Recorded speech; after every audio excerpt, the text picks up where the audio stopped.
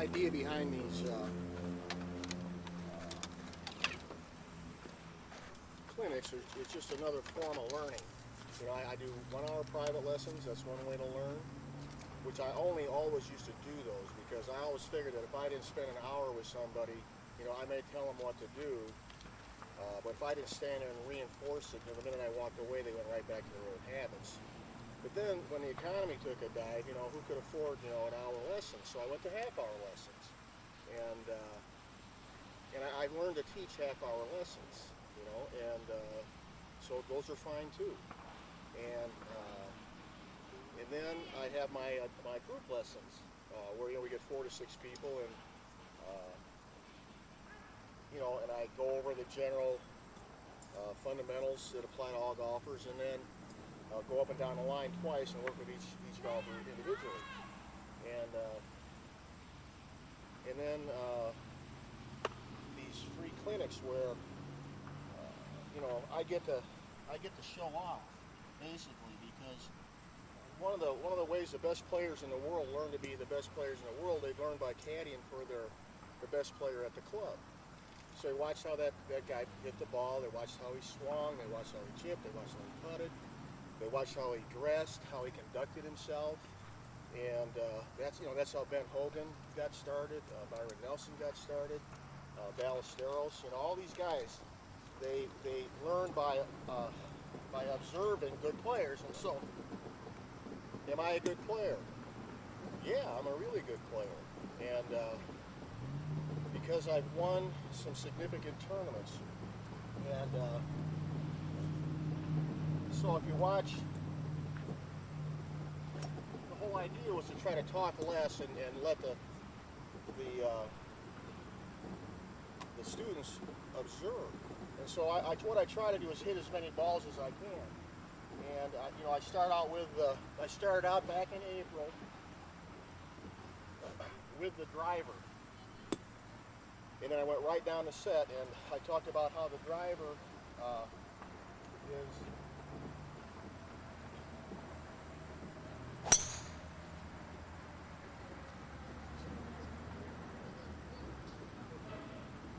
is a really important club. Yeah, so there's that's a good shot, especially because I did landscaping. How you want to hit the ball? You want to hit the fairway is what you want to do. You don't want to hit it in the trees, you don't want to hit it in the rocks, you don't want to hit it in the sand, you don't want to hit it in the water. And then if you can hit it, the farther you can hit it down into the fairway, the better. So extremely important club. So here's the driver, you know, white flag.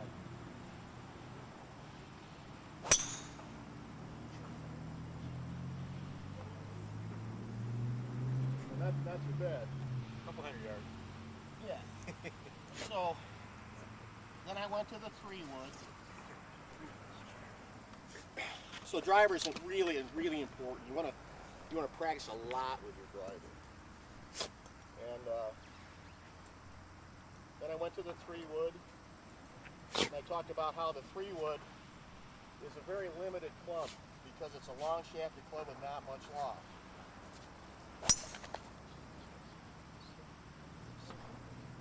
And right over the white flag. See, so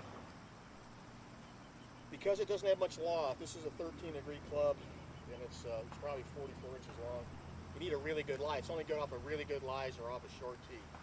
3-woods are made to get either on or close to par 5s and 2, or teeing off on a par 4 where there may be a creek or something in the way you can't use your driver. So they're no good out of bad lies or no good out of long grass. You have to make a really good swing to hit a 3-wood. Oh, and then I talked about the hybrid. Just the opposite. Hybrids you can hit out of long grass. You can hit out of divots. It's the most. This and the sandwich are the most versatile clubs.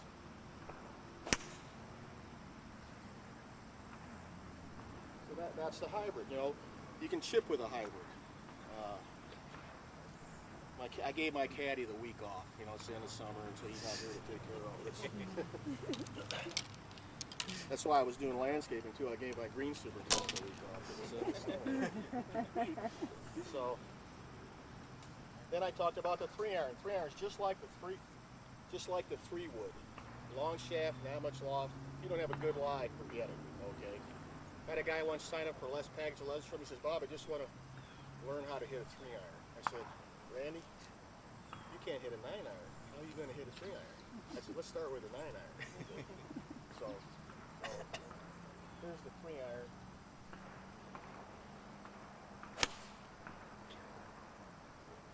So that's a do-over shot. So white flag with the 3-iron.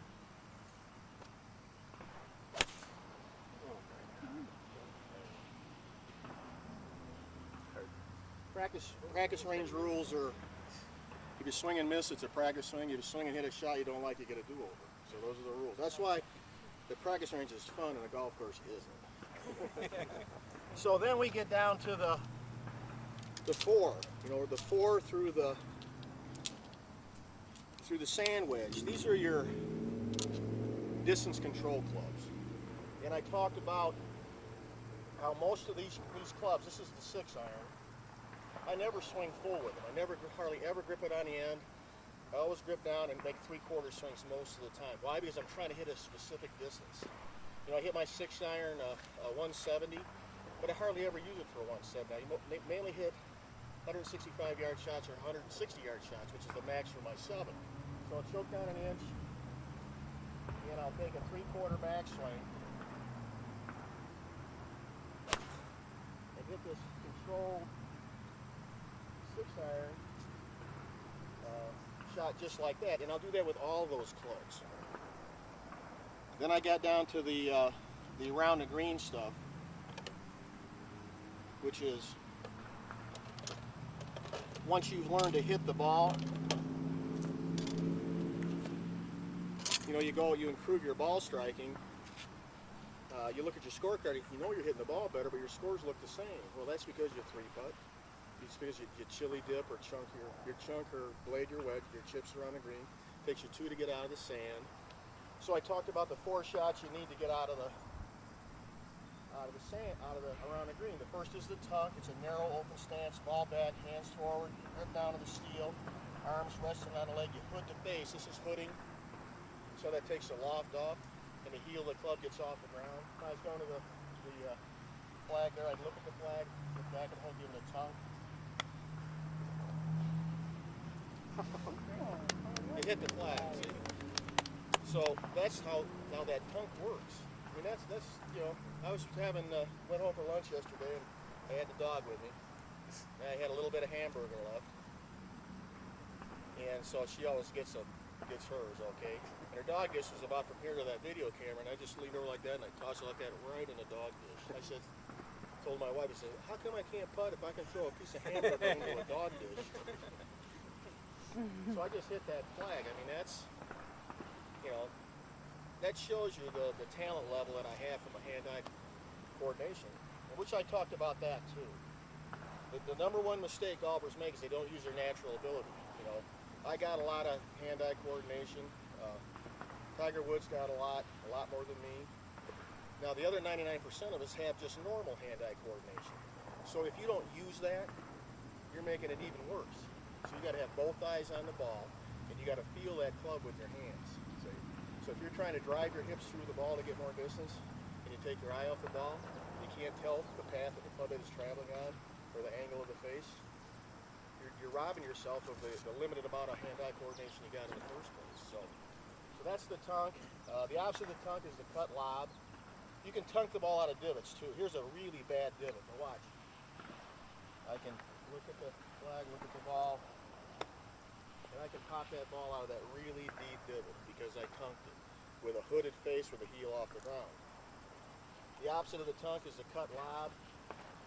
Shoulder width stance, ball at the left heel. You see how I'm laying the club wide open? I take a 57-degree wedge and I turn it into a 65-degree wedge. And I slide the club under the ball into a full finish. And that floats that ball up in the air and it comes down soft. Greenside bunker shots, you play them exactly the same way. You undercut the ball into a full finish. And the other shot is a pitch shot. You know, if I wanted to pitch the ball, you know, to that green stake, I'd go like this, just like you're pitching horseshoe. they call it pitch. Pitching horseshoes because it has pitch. So pitching the ball is simply swinging your arms back and through like you were pitching horseshoes. So those are 4 shots you need around the greens. So last week I talked about distance. I have 2 gadgets. They fall in the gadget category. One is an ES12. It tells you how far you hit the ball. It costs $230. Instead of a $30,000 track, man, it only costs me $230 to know how far I hit it. I don't care all the rest of that stuff. $230,000 track. It's supposed to inspire magnetic waves. So that's all that stuff. I also had a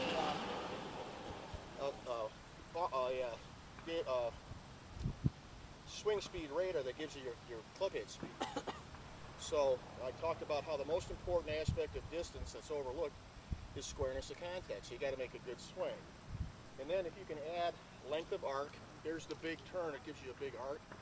The farther the club head's back here, the more time it has a chance to pick up speed. And then the third aspect is wrist action. Here's how the wrists work in the back. Also, when they cock, they increase their cock in the downswing, and they uncock at the bottom. So the common mistakes golfers make that cost them distance is an out-to-in swing path, an open face because of a weak grip, and no shoulder turn, and a early uncocking of the wrist. And this is what their swings look like.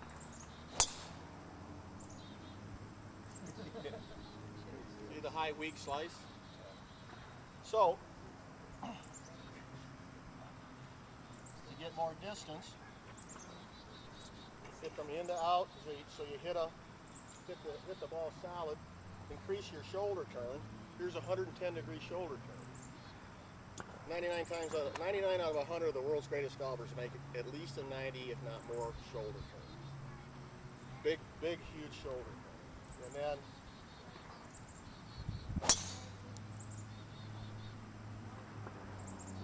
time that wrist action so you don't uncock the wrist too soon. So that was distance, which everybody wants more distance. So that's how you get more distance. Solid contact, big shoulder turn, which creates a big arc, and proper wrist action. The longest hitter on a tour still wants more distance because the guy in second place is catching up to him. So tonight I thought I'd talk about some of the swing thoughts that I've used to be successful with. And that is, so when I won the Michigan, the first one I can remember, I was 16 years old. I was playing in the junior club championship at the little course I grew up on against my arch rival, and who had beaten me the year before. And I had to live with that for a whole year. I had the guy like 5 down at the turn, and he said, "Oh, Bob, I got a stomach ache." You know, he goes in the locker room for about 10 minutes, and I totally lost my focus. And I'll be darned if that guy didn't end up beating me. So I got snookered when I was 15 years old by this guy. Well, so now I was ready for him the next time. All right. So we're in the finals again. Well, guess what? You know, a couple weeks before the finals, I was shanking. You know. Oh, geez. So the way I fixed I thought I was shaking because I was taking the club in too much. So all I did is I took my left hand, I pushed the club head out like that, and then on the downswing I tucked my right elbow in. The more I brought my right elbow in, the more the club came in and I didn't shank. So that's what this swing looked like. Push the club away, and then tucking that right elbow. See, that is so perfect it's not even funny. And that's how I hit the ball against that guy.